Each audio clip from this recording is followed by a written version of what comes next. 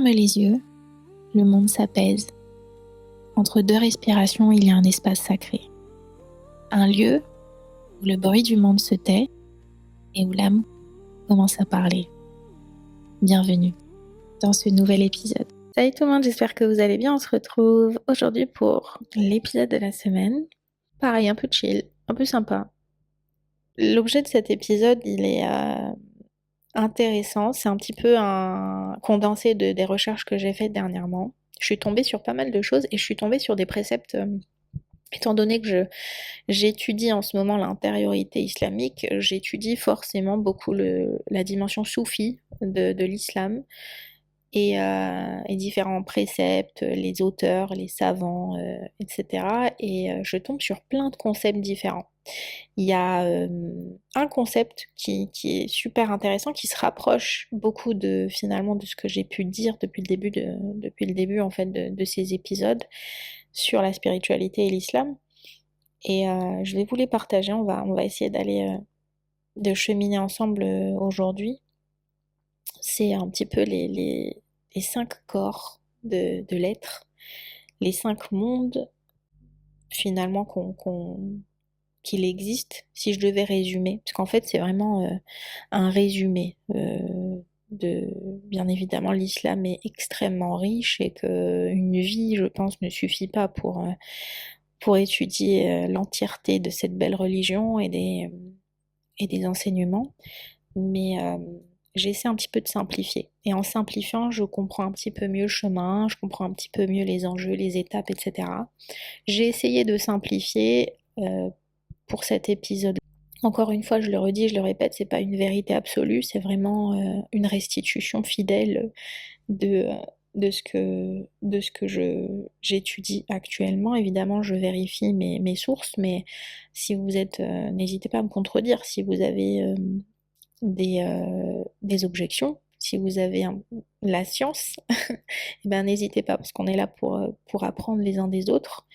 Je n'ai pas la science infuse, je suis là pour apprendre, et clairement, j'aurais jamais la prétention de dire que je connais, que j'applique, que si, que mi. Au contraire, en fait, ce podcast, c'est un exutoire. C'est ma manière, en fait, de revenir dessus aussi pour ma thérapie personnelle et pour mon évolution spirituelle, islamique. Faire une petite piqûre de rappel de temps en temps, ça fait du bien. Je suis vraiment à l'affût de connaître et de m'imprégner de plus en plus. Ceci étant dit, on va poursuivre aujourd'hui ce chemin finalement spirituel, lumineux, à travers l'explication et la découverte et l'exploration des 5 corps. Parfois en fait on souffre simplement parce qu'on regarde un peu notre vie depuis le mauvais étage, depuis le mauvais palier. On va dire qu'on reste coincé dans le rez-de-chaussée du quotidien, dans les problèmes, les émotions, les personnes, les frustrations, les questions sans réponse, etc. Et en fait, on oublie qu'en réalité, l'être humain, et je vous l'ai dit, c'est Sirat Mustaqim, mais c'est aussi un bâtiment à plusieurs étages. C'est plusieurs étages, mais des étages qui constituent finalement des mondes différents, des couches différentes. Il y en a plusieurs corps, du coup. Et quand on ne sait pas, en fait, de quelle couche vient la douleur, on va s'épuiser à soigner le mauvais endroit. Du coup, aujourd'hui, j'aimerais t'inviter en fait à prendre un peu plus de hauteur, à déployer ou à te déployer, à visiter ton être, comme on explore un peu un royaume sacré, étage par étage. Et surtout comprendre en fait ce que le Coran, la tradition prophétique, la métaphysique, l'islam, de manière générale, et même la physique quantique, la physique moderne nous disent. On n'est pas seulement un corps, nous sommes une structure multidimensionnelle. Et chaque niveau, en fait, a sa fonction, chaque niveau a sa blessure, et fort heureusement, chaque niveau a sa guérison, sa sagesse. Donc on va commencer cet épisode de cette façon-là. On va démarrer avec le monde physique, le corps matériel, el-jism el-khafif. Le monde physique que l'on peut appeler el-mulk, c'est ici en fait que la vie commence. Et on l'a vu dans les précédents podcasts, la matière, le tangible, le corps, les actes, les choix qui sont visibles, ce que tu fais, ce que tu manges, ce que tu respires, où tu vas, ce que tu dis, hein, etc. Le monde physique, en fait, il n'est pas moins spirituel, et heureusement, parce qu'on peut développer sa spiritualité aujourd'hui sur Terre, dans la matrice, mais c'est une base.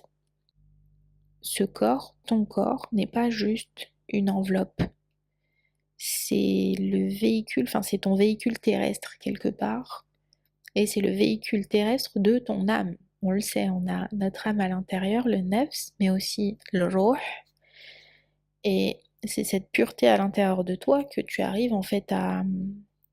C'est ça d'ailleurs qui donne corps à ton corps, qui donne la vie à ton corps. C'est grâce à ton âme à l'intérieur que ton corps peut bouger et peut expérimenter la matrice. Le souffle divin, c'est grâce à ce souffle qu'Adam alayhi salam a matérialisé, a pris corps dans la matière. Et c'est aussi le lieu où finalement l'invisible s'incarne dans le visible. Le corps de l'être humain, on a un pied dans le monde visible et un pied dans le monde invisible. Donc physiquement, scientifiquement, tout ce que tu vis émotionnellement, spirituellement, passe par ton système nerveux, par ton souffle, par tes hormones, par ton sommeil. Dans ce monde-là, en fait, c'est le monde du concret, c'est le monde mesurable, c'est le monde limité aussi, parce qu'il est limité. Et pourtant, en fait, c'est le premier miroir de ton état intérieur. On l'a vu, hein, ce que tu arrives à refléter dans le monde visible, dans l'extérieur, dans le macrocosme, c'est le miroir de ton microcosme. Donc c'est à travers finalement ce qui va se passer à l'intérieur de toi que tu vas réussir à matérialiser ou non des choses que tu possèdes ou qui se passent à l'extérieur de toi. Dans le Mulk, on a les 4 éléments. Ces 4 éléments gouvernent aujourd'hui la vie d'ici-bas. La terre, l'eau, l'air et le feu. La terre, c'est la stabilité, c'est l'ancrage, c'est la discipline, ce sont les limites. L'eau, c'est les émotions, c'est la mémoire, c'est la fluidité. Fluidité parce que les émotions, c'est de l'énergie en mouvement. L'air, on est dans les idées, un peu dans le mental, dans les inspirations, etc. Et le feu, on l'a vu, c'est la volonté, ce sont les désirs, c'est tout ce qui va être de l'ordre de la transformation. Ça va être c'est ici en fait que naissent finalement les habitudes, les addictions, les fuites, la procrastination, la fatigue. C'est ici que se joue le plexus solaire, le feu à l'intérieur de toi, la volonté, la direction, etc. C'est vraiment dans ce monde physique que tu vas réussir finalement à incarner des choses de l'ordre de l'invisible. Et c'est aussi ici que tu dois finalement commencer ta guérison. Pas dans le ciel, mais sur la terre. Surat Nur. Pas dans des concepts en fait qui sont compliqués. Et c'est un peu ne pas mettre finalement les charrues avant les bœufs, quelque part. C'est plutôt dans le commencement de toute chose, dans le commencement de la vie sur Terre. C'est dans cette matière. El Mulk, finalement, c'est le monde physique, c'est le monde qu'on connaît tous les jours. C'est le premier palier. On connaît ce monde, on l'a expérimente tout le temps depuis que l'on est enfant, c'est-à-dire qu'en gros, c'est quelque chose de complètement familier. On est ancré dans ce monde. On connaît, on sait ce que c'est, on le touche tous les jours. La 3D, c'est quelque chose que l'on connaît. Mais attention, c'est pas nécessairement la réalité. On poursuit. On a, du coup, et je vous l'ai dit, El Raib, c'est le monde de l'invisible, n'est-ce pas? Donc El Raib, je vous avais parlé de tout ce qui était de l'ordre de l'absolu et du relatif, le monde invisible, le champ quantique. Mais quand on recentre un petit peu le Raib au niveau du corps, on parle de Al-Jism al-Latif, c'est l'âme psychique, c'est le soi imaginal. C'est le deuxième palier. Elle met la côte. Désolée pour la prononciation, j'espère qu'elle est bien. Melekot, j'imagine que c'est ça. Ici, on quitte en fait le monde visible, le monde tangible, le monde qu'on connaît, la matière, pour entrer en fait dans le monde des émotions, dans le monde du nefs, dans le monde de l'ego, des désirs et des illusions. Un petit peu ce dont on a parlé la semaine dernière. Le monde, un petit peu le palier, le niveau le plus bas finalement du monde invisible, du champ quantique. Et c'est un petit peu le monde où ton cœur va finalement commencer à jouer son rôle euh, subtil dans ton corps. Et je parle du cœur subtil. Il y a dans le corps un morceau de chair, s'il est sain, tout le corps est sain. Muslim Bukhari.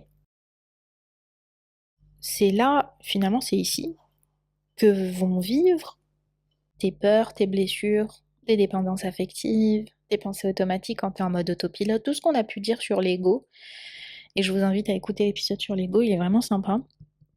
C'est aussi ici que va vivre un petit peu, enfin que tu vas exploiter ta perception biaisée, ton rapport en fait au regard des autres, ce besoin de validation, toutes les blessures de l'abandon, du rejet, etc. Tout ça, c'est finalement dans ce palier, dans ce premier palier, dans le niveau le plus bas de ton état d'âme. Ouais, et c'est même pas un état d'âme, je dirais même que c'est un niveau d'âme. Et ce monde-là, il est puissant. On l'a vu, c'est un monde en fait qui est très très puissant. Parce qu'une fois que tu arrives à dompter ton ego, ton nefs, ce cheval sauvage, une fois que tu l'as dompté, il peut t'emmener très loin.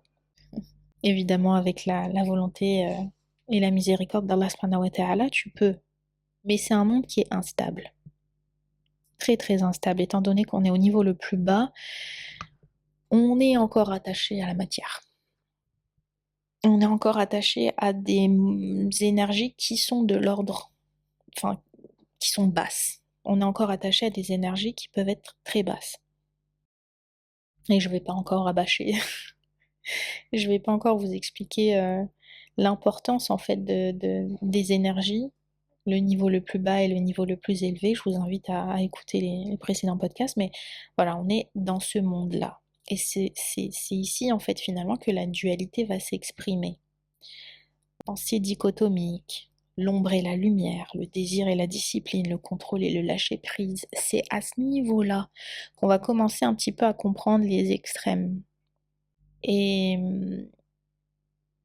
il y a certaines dimensions dans le sophisme que je trouve intéressantes. Finalement, et c'est vrai, dans le monde de l'Malakot, certains savants disent que c'est le théâtre de ton intérieur. Le théâtre avec certaines scènes. Parce que c'est là, c'est ici que va se jouer tes réactions, tes impulsions, tes attachements, tes émotions. Tu vas jouer certains scénarios. Et si tu maîtrises pas en fait ce niveau-là, si tu ne maîtrises pas ce volet-là, si tu maîtrises pas en fait les enjeux, on l'a vu, tu restes en fait prisonnier de la même scène théâtrale, de ces mêmes schémas répétitifs, encore et encore et encore et encore. C'est ici en fait que beaucoup de gens manifestent mais sans le savoir, parce qu'ils vont vibrer des émotions basses, vibrer de la peur, des blessures, des croyances limitantes, etc. Donc ils vont manifester, ils vont résonner dans leur vie matérielle cette fois, des choses qui sont de l'ordre de ce monde. Et du coup, ils vont avoir dans leur vie beaucoup de mauvaises, de mauvaises aventures. Vraiment. On l'a vu de toute façon. El Malakut, en fait, crée des images, va créer des projections et va créer des réalités alternatives. C'est un peu le monde de l'imaginal. C'est celui que la physique quantique appelle le champ des possibles, ce qu'on a vu. Le fameux champ des possibles où il y a toutes les probabilités possibles. Les probabilités peuvent être effectivement positives quand on transcende, mais elles peuvent être négatives quand on reste bloqué dans ce monde, le malakut. Donc limite en fait c'est le niveau bas du champ quantique, du champ des probabilités possibles dans ta vie, des branches de réalité inférieure finalement. Et beaucoup, beaucoup, beaucoup, beaucoup, beaucoup. Et c'est ce que je disais dans l'épisode sur l'ego, je crois, 85% de la population reste, dans la majorité des cas, bloquée en fait, dans ce monde-là, bloquée dans ce stade d'évolution finalement, bloquée dans le monde euh, de l'ego, du nefs, etc. Ça reste un niveau supérieur en fait, le niveau en fait supérieur au monde au monde physique, mais c'est même pas le début, c'est même pas le commencement, c'est même pas le cheminement. Vous avez même pas, on n'a même pas 85% des gens finalement abandonnent, restent bloqués avant même de démarrer leur aventure, avant même de cheminer. Et c'est ça que je veux essayer de vous faire comprendre cette dimension-là à travers cet épisode. Elle met la côte le monde invisible, mais c'est l'état, c'est le monde en fait de l'ego et du nefs, des émotions. Ce monde-là, quand tu l'as pas dompté, quand t'as pas dompté ton ego, en fait, c'est comme s'il faut l'imaginer, je pense, comme deux parallèles. Elle écoute, faut le voir comme deux parallèles. Quand tu as dompté ton ego, c'est un peu, la dunya va commencer à s'incliner, mais c'est surtout que tu vas commencer à cheminer. C'est un peu une porte ouverte pour continuer et pour t'élever et pour expérimenter des émotions élevées et des énergies élevées. Quand elle met la coude, quand tu restes bloqué dans ce monde-là, finalement, en fait, le champ des possibles reste bloqué également. Tu n'arriveras pas à atteindre, en fait, ces branches de réalité supérieure. Tu vas rester bloqué. Tu vas, grosso modo, j'espère que vous comprenez ce que je veux vous dire par là, mais en gros, c'est un peu la transition. C'est un monde transitoire, quelque part, entre le monde de la visible, qu'on expérimente toute notre vie, la dunya, et c'est un monde un peu transitoire avec ce qui se passe après, avec l'akhira. Et donc, et c'est pour ça que je veux vraiment insister sur l'ego et sur ce travail émotionnel, sur ce travail psychologique, parce que l'enjeu, il est crucial. Si tu n'as pas compris ta psychologie, tes émotions, etc., si tu n'as pas compris euh, ce qui te constitue, tu pourras pas cheminer, tu pourras pas monter et tu pourras pas te purifier. Elle est là en fait, l'enjeu il est là. C'est pour ça que je veux parler de ces différents corps et que j'interviens cette semaine là-dessus parce que il faut comprendre en fait que quand on prend de la hauteur et quand on voit les choses en fait, quand on essaie de regarder le tableau dans son entièreté, waouh, on comprend en fait qu'au final on est tout au début du chemin et qu'il reste encore beaucoup de choses à expérimenter, beaucoup de choses à aller chercher. Et ce monde-là, le Melakut, c'est un peu le monde transitoire, je dirais ça comme ça, qui transite vers El Jabarut. C'est le monde des archétypes éternels, c'est le monde du corps spirituel. C'est ton corps spirituel. Al-Jism al-Ruhani, c'est le corps de ton ruh. C'est le monde de ton ruh, de ton âme supérieure. Là, on monte d'un étage. Et c'est là, en fait, où on n'est plus dans la dualité. On n'est clairement plus dans la dualité et on n'est plus dans la transition de cette dualité. On n'est plus dans le mulk et on n'est plus dans le malakut. On n'a plus d'émotions instables. On a dompté le nefs. On a purifié nos désirs. On n'expérimente plus les croyances limitantes, les blessures, les peurs, etc. On a transcendé cette partie-là. C'est un peu la consécration du jihad nefs. C'est un peu la consécration de ce combat que tu fais avec toi-même, avec ton instinct de survie. Et là, en fait, Al-Jabarut, c'est le monde finalement des réalités éternelles, c'est le monde des vérités divines. On n'est plus dans l'illusion, etc. On est vraiment dans les principes immuables. On est dans la sincérité, dans la justice, dans la sagesse, dans la guidance, dans la lumière, dans la pureté. On est dans le tawhid. On est finalement au sein même des attributs divins. On est on est vraiment dans ce qui constitue finalement el Khalifa, ce qui pourrait constituer El Khalifa, ce que El Khalifa est censé représenter sur terre. La sincérité, la justice, la sagesse, etc. On est censé guider, on est censé amener, et on est censé élever, on est censé purifier, et ainsi de suite. C'est ici en fait que finalement se trouvent nos qualités profondes. Ce que tu, ce que tu peux incarner réellement, mais même pas incarner, c'est plus ce que tu es.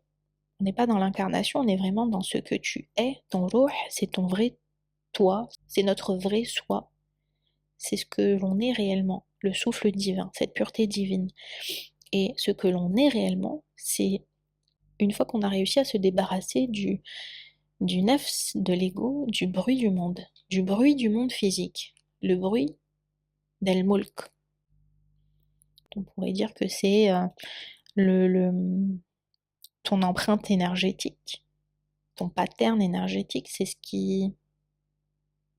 la meilleure version de toi-même, version entre guillemets. Je sais que j'aime pas trop dire version, mais j'essaie de vous faire comprendre. C'est la version la plus lumineuse.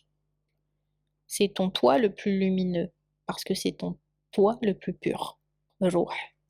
C'est ici en fait qu'on peut voir, entre guillemets, les branches de réalité dont je parlais, les branches supérieures de réalité. Vous n'êtes plus dans l'âme inférieure, on est dans l'âme supérieure. Et c'est là en fait quand on incarne les différents attributs divins, on va pouvoir ouvrir la meilleure branche de réalité possible. Donc c'est dans ce monde-là que tout se joue.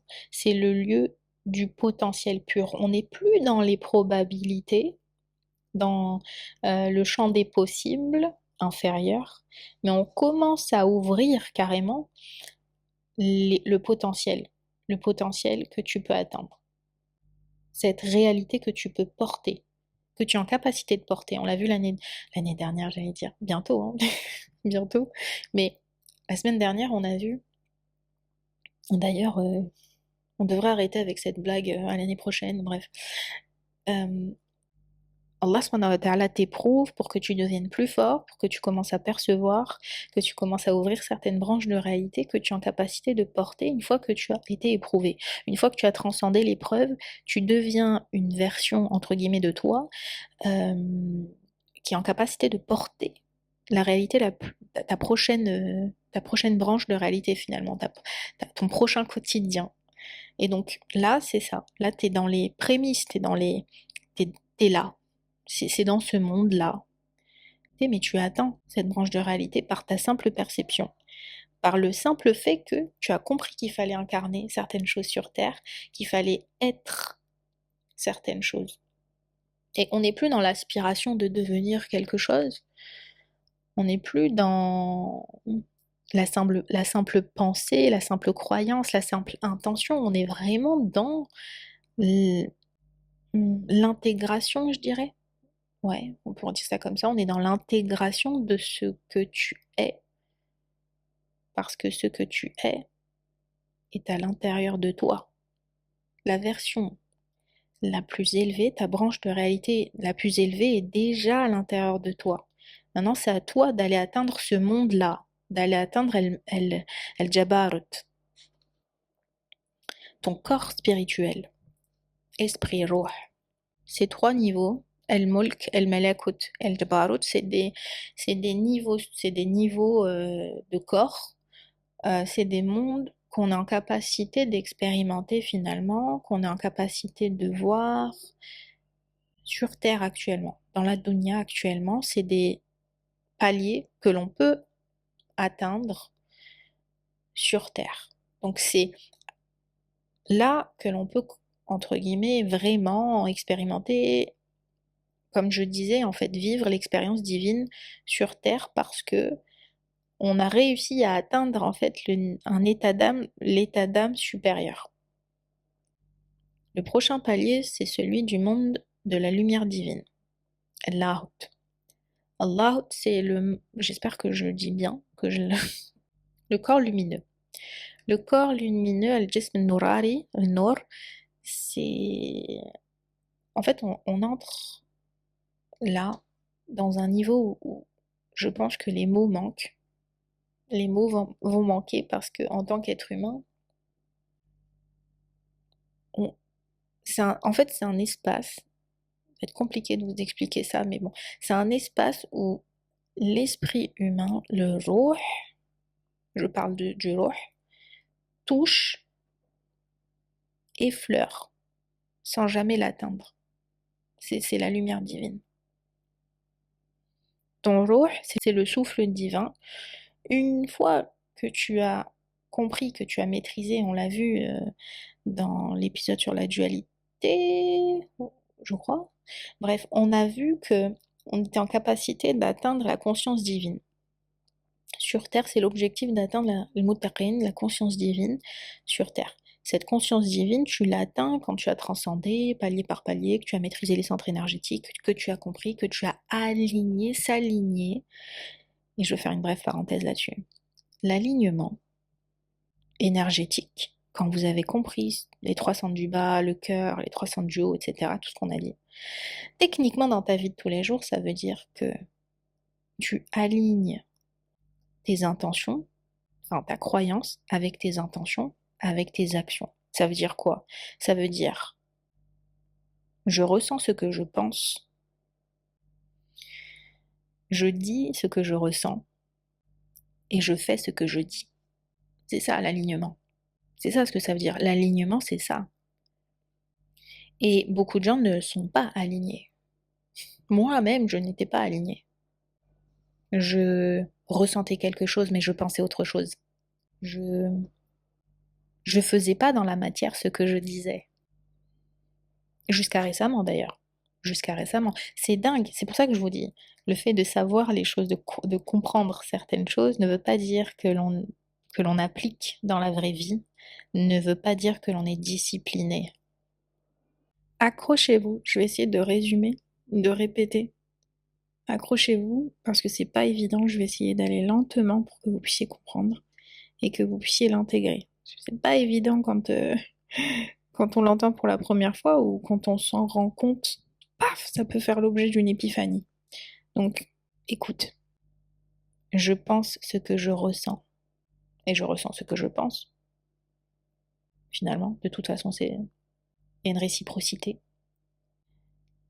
Je fais ce que je pense. Je fais ce que je ressens.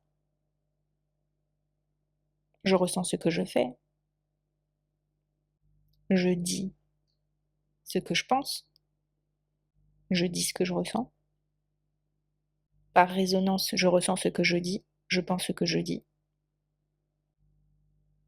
Et je fais ce que je dis. Je dis ce que je fais.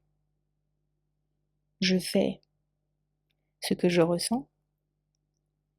Je fais ce que je pense. C'est ça l'alignement. Donc, si on devait relier ça au tawhid, ça veut dire que je ressens qu'il n'y a qu'un seul Dieu. Je le ressens au plus profond de moi qu'il n'y a qu'un seul Dieu. Je pense que tout ce que je dois faire, tout ce que je dois dire, tout ce que je dois incarner doit être orienté vers Allah. C'est une chose. Et du coup, ce que je dis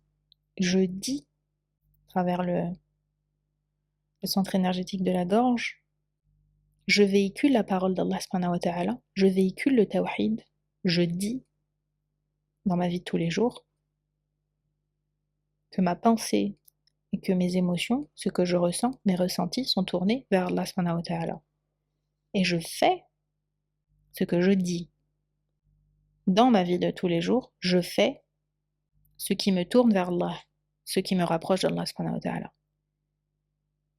La prière, les piliers de l'islam, les piliers de la foi, et j'incarne ma mission de vie. J'en ai parlé, je crois, la semaine dernière. La mission de vie, c'est on a compris pourquoi est-ce qu'on a été créé sur Terre. On a compris pourquoi est-ce qu'on existe sur Terre. Et on applique cette compréhension, on la met en application. Parce qu'il y a encore un monde entre ce que l'on comprend et ce que l'on applique. On peut comprendre quelque chose, mais on ne va pas l'appliquer. On peut comprendre ce que c'est que l'alignement, mais on ne va pas l'appliquer.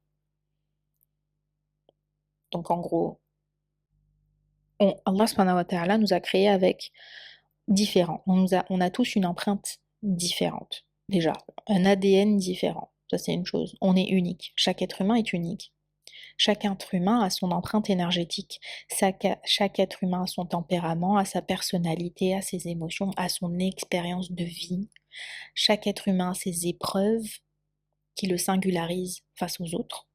Et donc ça veut dire qu'aussi chaque être humain a une spécificité unique.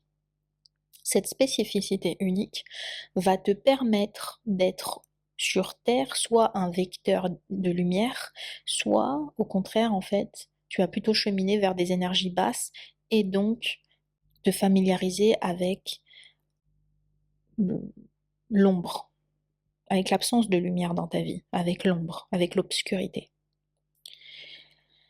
C'est pour ça qu'on a à chaque fois deux portes. On a à chaque fois dans notre libre arbitre, on a deux portes et que l'objectif c'est de cheminer vers la lumière divine. Donc c'est de se rapprocher d'Allah subhanahu wa ta'ala, du tawhid, etc. Notre mission de vie en tant que khalifa sur terre, ça va toujours être la mission que tu vas porter dans ta branche de réalité la plus élevée. Ce qui veut dire que ce que tu vas incarner sur terre, ce que tu vas faire dans la matière, ça va te cheminer vers cette branche de réalité la plus élevée. Ta mission de vie te chemine automatiquement vers ce potentiel, vers ces probabilités, vers ce monde, d'accord? Al-Jabarut, vers ce monde, le monde de ton ruh finalement, le monde de ta pureté à l'intérieur de toi. C'est là en fait où la dunya commence à s'incliner devant toi. On est d'accord. Donc, mission de vie est égale réussite, quelque part. Parce que tu auras aligné le haut et le bas, et tu auras remis au centre de ta vie Allah subhanahu wa ta'ala. Et que tu auras réussi à atteindre le monde de ton ruh, le monde de ton état d'âme le supérieur, de ton âme supérieure. Donc, quand tu sais ça, quand tu as compris ça dans ta tête, quand tu as compris ça à l'intérieur de toi, qu'il y a des choses qui font de toi quelqu'un qui va guider, qui va inspirer la sincérité, qui va inspirer la justice, qui va pousser les gens vers la sagesse, qui va pousser les gens vers la lumière divine. Cette mission de vie, c'est ça. C'est le khalifa. Qu'est-ce que fait le khalifa?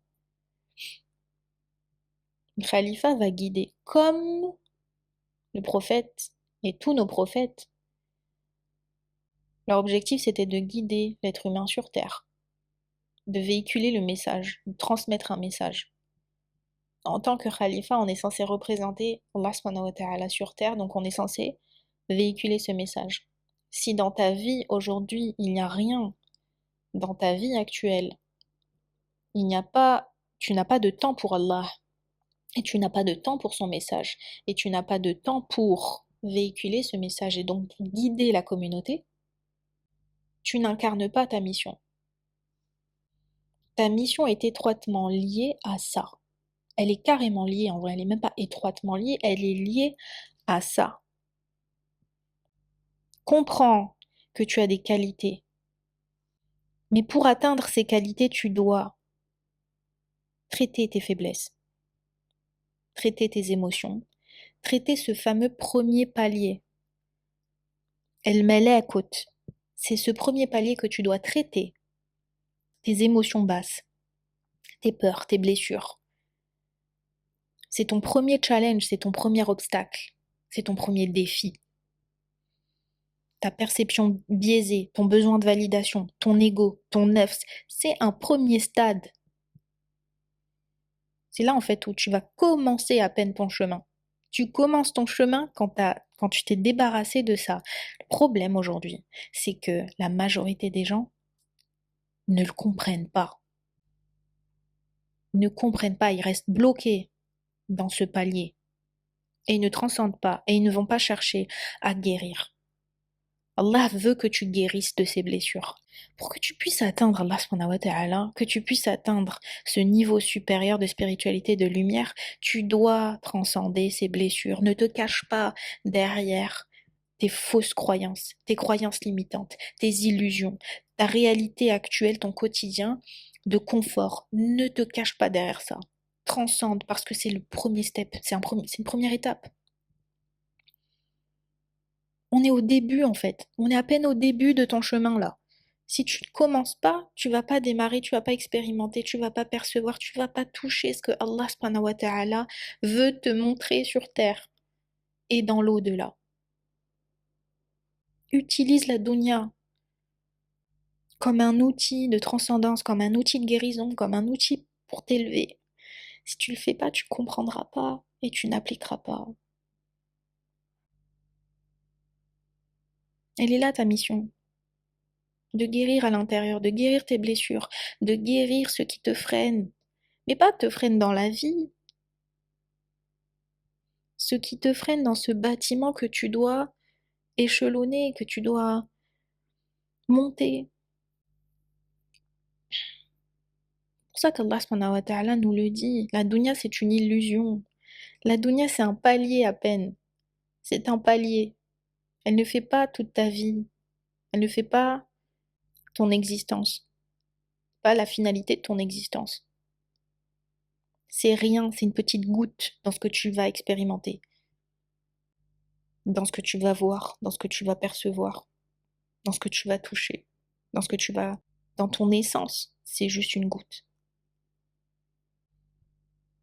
Jabarut, al-Jabarut, quand tu as atteint ce stade-là, de niveau spirituel, ça y est, tu as transcendé, tu as passé ce cap, tu as transcendé. Tu n'es plus dans cette dualité, tu n'es plus dans ces émotions qui te blessent, qui t'enferment, dans cette prison de confort qui t'enferme, dans cette pièce où tu as accumulé des biens qui t'enferment. Tu n'es plus là, tu es dans la stabilité, tu es dans le calme absolu.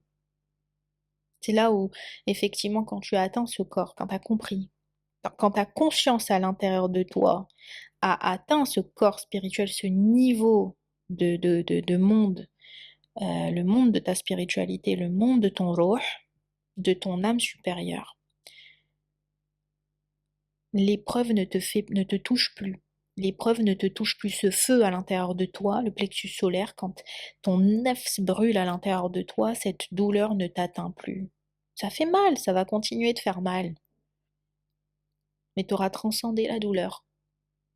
Et tu vas te dire, ok, si je suis éprouvée, c'est qu'il y a encore des choses que je dois apprendre. Si je suis blessée, c'est qu'il y a encore des choses que je dois aller chercher et guérir.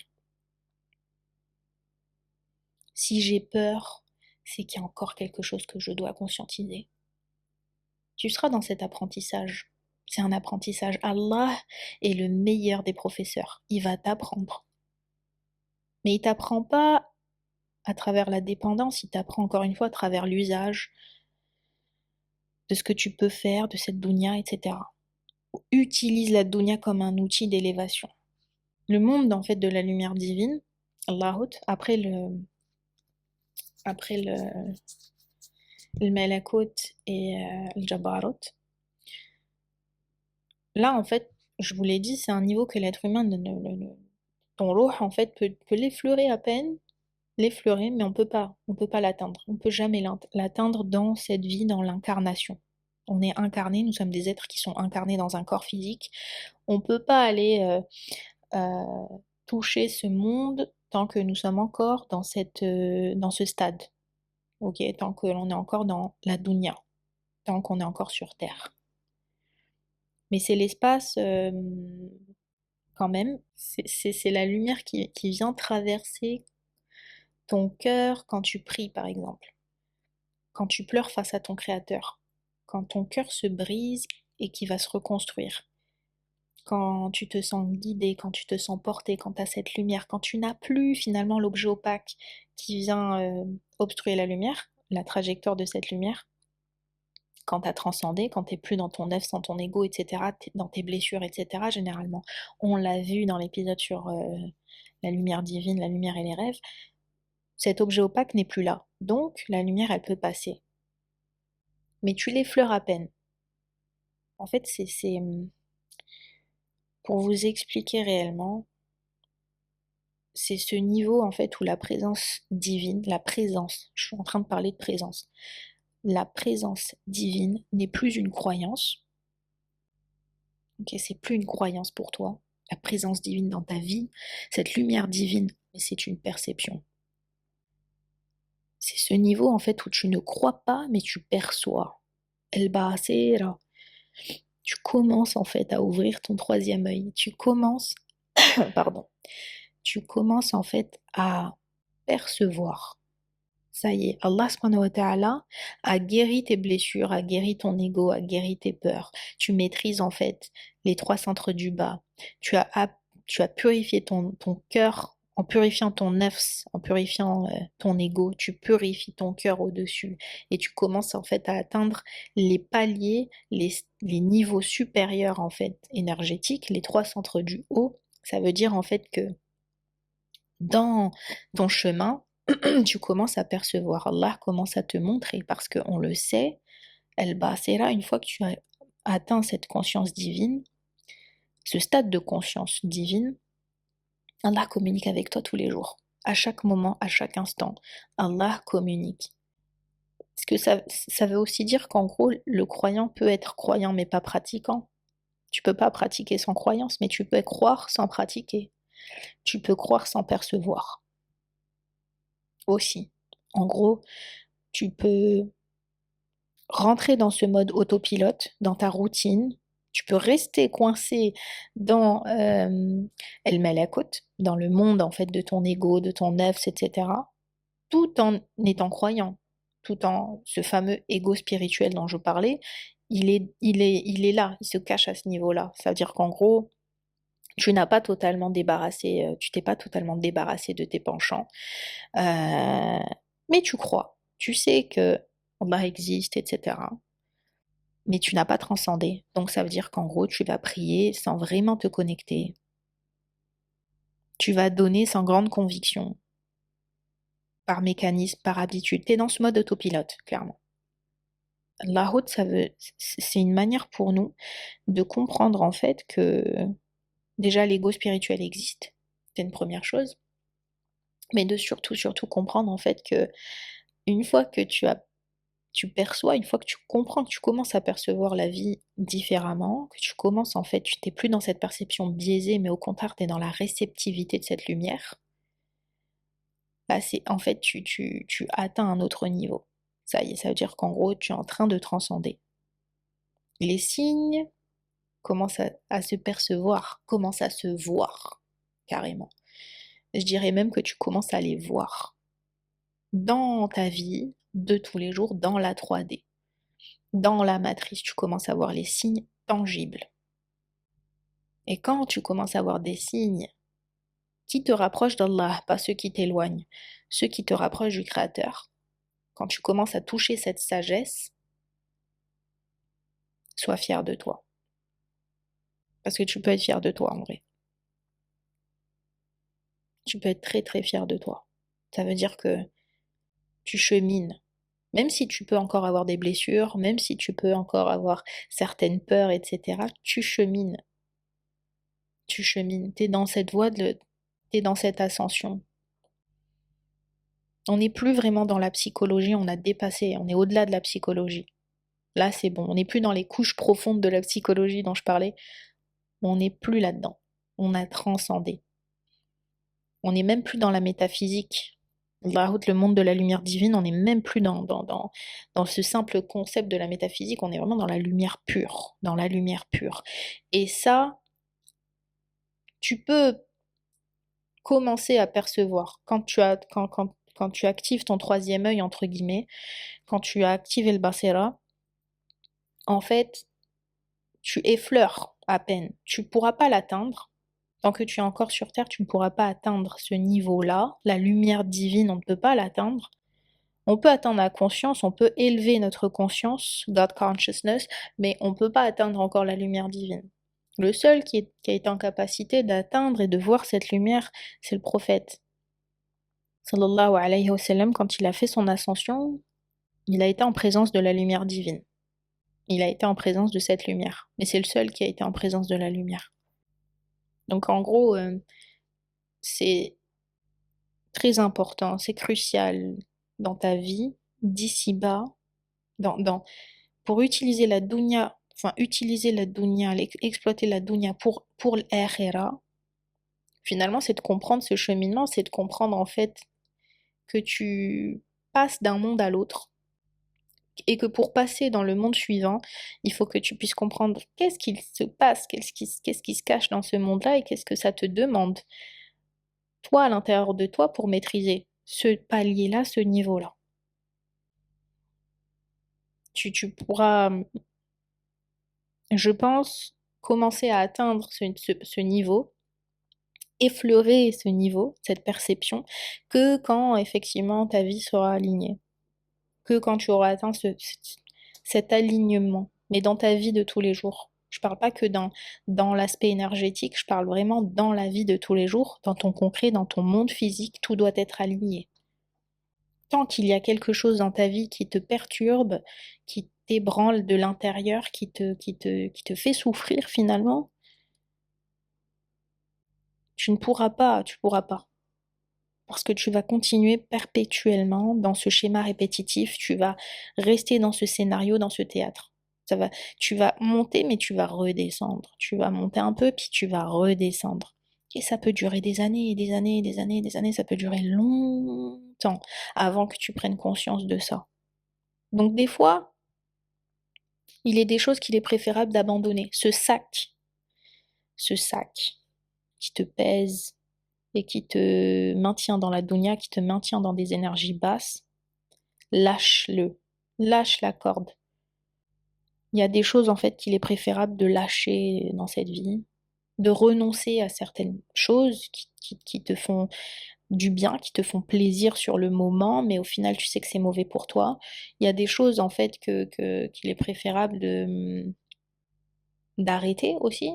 Il y a des choses, pas par résignation, hein, pas par résignation, il faut que ce choix il soit fait de manière éclairée dans ta vie. Ce libre arbitre dont je parle, il faut qu'il devienne l'extension de la volonté divine. Donc quand tu fais ce choix de lâcher certaines choses dans ta vie, tu le fais par conviction et tu le fais limite avec joie, avec sérénité. Tu le fais avec calme. Parce que ça va constamment tu vas revenir. En fait, c'est ce schéma. En gros, tu vas revenir vers ce qui t'est familier, mais détecte déjà ce qui t'est familier, mais qui nuit en fait à ton ascension, qui nuit à ta réussite dans la dunya pour ta akhira. Qu'est-ce qui te nuit aujourd'hui?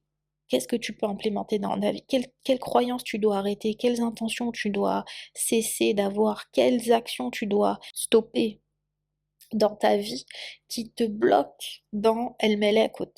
Qu'est-ce qui te bloque? Qu'est-ce qui t'empêche de continuer ton ascension, de continuer ce chemin? Vraiment, c'est crucial, c'est très important. Ça peut être des gens, ça peut être plein de choses, plein de choses, plein de choses. Ça peut même être toi-même. Ça peut être toi-même. Tu peux être ton pire ennemi. Tu peux être le principal obstacle de ta propre vie, de ta propre existence, de ta propre mission sur Terre. Le cinquième palier, c'est la réalité divine. Et ça, le corps véritable. Al-jism al-haqiqi. Là, il n'y a plus de toi. Il n'y a plus de toi. C'est vraiment le monde du tawhid pur. Allah et c'est tout. Il n'y a que Allah. C'est un monde... c'est pas un monde que l'être humain peut atteindre consciemment. Euh, c'est le monde en fait des prophètes, des mystiques, de ceux qui vivent dans un état spirituel que seul la miséricorde d'Allah, la grâce d'Allah permet. C'est l'invitation personnelle d'Allah subhanahu wa ta'ala. Et en vrai de vrai, on ne peut en parler qu'à voix basse, parce que on n'est rien. Ibn Arabi, il a fait je crois que c'est Ibn Arabi, et les savants soufis parlent beaucoup du tawhid, de ce que ça veut dire, le tawhid, et de l'existence même de l'être humain. Parce que la ilaha illallah, ça veut dire qu'il n'y a pas d'autre divinité qu'Allah subhanahu wa ta'ala. Et que l'on ne doit pas associer en parallèle en fait de notre créateur. Ne pas associer en parallèle de notre créateur, c'est finalement ne pas se considérer comme un être à part entière en face du créateur. Nous sommes des créatures qui ont été créées, dont le souffle vient de notre créateur. Nous venons de lui. Sans être ses enfants, nous ne sommes ni ses enfants. Allah subhanahu wa ta'ala ne procrée pas, n'a pas d'enfants, n'a pas d'associés. Mais là, tu transcendes, tu es au stade ultime. Si Allah est un, l'impérissable, l'impair, qui sommes-nous en parallèle de lui? Absolument rien, au final. C'est le tawhid pur. Allah, et c'est tout. Tu contrôles rien, mais ça te permet dans la vie, dans ta dunya, de recentrer certaines choses. Tu ne contrôles rien. Allah subhanahu wa ta'ala est au contrôle. C'est le créateur de toutes choses. Al-Qadr, c'est celui qui a la main sur toute chose, la toute puissance sur toute chose. Il est au-dessus de toute chose. Il est ton plus grand, ton créateur, c'est le plus grand, c'est l'être ultime. C'est l'ultime en vrai. Et donc, qu'est-ce que ça dit de nous? L'état spirituel le plus élevé. Je crois qu'on est même au-delà du muttaqin finalement. On est au-delà. On est on est à un stade. À ce niveau-là, on est dans un stade. Je crois que l'être humain n'est pas en capacité d'imaginer, de comprendre, de percevoir, d'appliquer, peu importe. Ça dépasse la conscience humaine. Ça dépasse nos capacités d'imagination. Ça dépasse l'être humain. Ça nous dépasse. Clairement, ça nous dépasse. On ne peut pas savoir ce qui se passe. On n'a absolument aucune idée. On est limité. On est tellement limité que c'est un niveau, je pense, de folie quelque part. Si l'être humain essaie de comprendre, essaie d'aller au-delà, essaie d'atteindre les sphères supérieures de conscience, t'as atteint le plafond de verre. Mais si tu veux aller au-delà, possiblement, je pense que tu peux briser certaines choses à l'intérieur de toi et tu peux atteindre la folie, à mon avis. C'est clairement dans l'ascension, en fait, si vous voulez, c'est la limite, c'est l'arbre. Si je devais imager, c'est le Sidrat al-Muntaha. C'est la limite, c'est l'arbre sacré qui marque en fait la limite de la connaissance des anges au septième ciel. On peut pas aller au-delà. C'est un arbre en fait au-delà des cieux. C'est la limite sacrée. C'est la limite sacrée, c'est l'arbre sacré de la communauté musulmane. Je peux pas aller au-delà. C'est cette limite et donc l'homme n'est pas capable. L'être humain n'est pas capable, n'est pas en capacité d'imaginer en fait ce qui se passe au-delà, ce qui se passe dans ce monde en fait. La route, qu'est-ce qui se passe dans ce monde? On peut pas. Ces préceptes-là, ces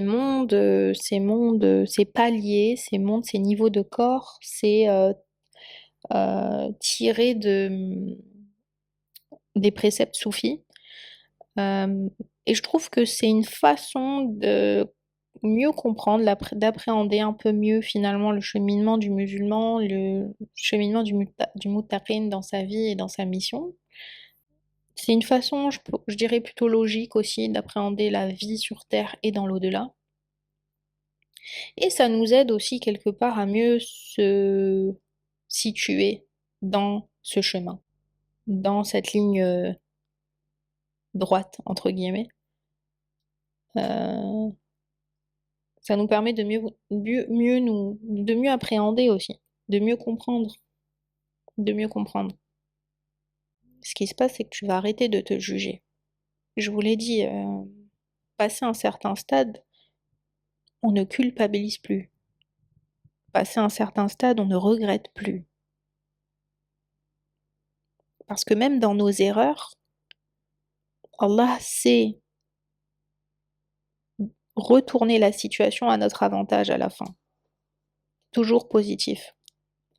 Donc ce que tu as fait ou ce qu'on t'a fait, tu devais le faire et on devait te le faire. Tu atteins ce niveau de conscience.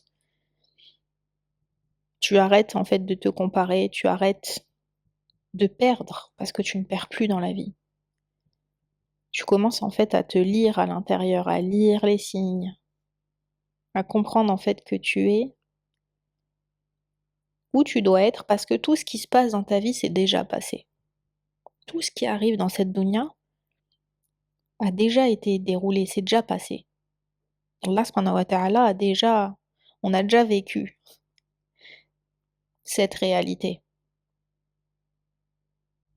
Et tu découvres finalement que toi aussi tu fais partie de cet univers, que tu as un rôle à jouer dans cet univers, qu'il soit positif ou négatif à un moment donné dans ta vie, pour une sagesse précise, pour déclencher à un moment donné des effets vertueux, des effets qui, à la fin, sont positifs. Et je pense que c'est là, je pense que c'est à ce moment-là que tu arrives à toucher ce que c'est que la paix, que tu comprends ce que c'est. En fait, c'est à ce moment-là que commence ta paix, dans ta conscience, à l'intérieur de toi, pas dans, dans ta matrice, dans la 3D, dans ta vie. La paix, elle est à l'intérieur, elle est dans ta tête. C'est une...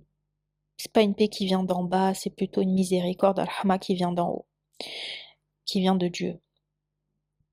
Parce qu'il t'a créé pour que tu puisses enclencher un certain nombre de choses dans ta vie, déclencher d'autres choses dans la vie des autres, parce qu'il est sage, parce qu'il détient toute la sagesse, qui te dépasse en réalité.